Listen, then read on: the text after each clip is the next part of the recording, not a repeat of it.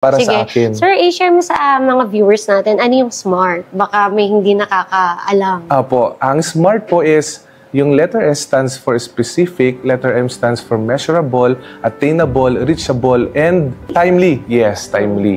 Ayan. So, kapag nag-iisip po ako ng goal, dapat yung reachable. Yes. Kasi, pag nag-set ka ng goal na alam mo sa sarili mo na mabigat din, mahirap, baka hindi talaga mangyari. Yes. So, actually, yung mission na nilagay po namin na sa heart ko po talaga is only 50,000 members, local and international.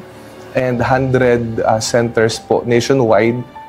So, pero yung nakikita ko po takbo ngayon ay parang sobrang bilis. Yes. Nung lalo na when it comes to people joining the company.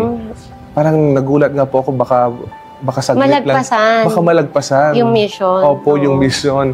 So, yung iba sinasabi, parang ang liit naman ng pangarap mo. No, yan yung sa akin, when it comes to track record, ito hindi pa nga umabot kami last time dito. So, sa akin, ito very reachable na ito.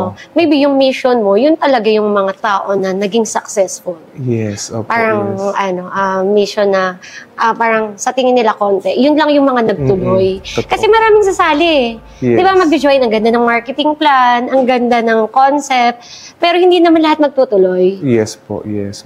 Baka possible din. Baka yung numbers na yun is yung mga taong talagang nagstay. Tama, Ms. Joyce.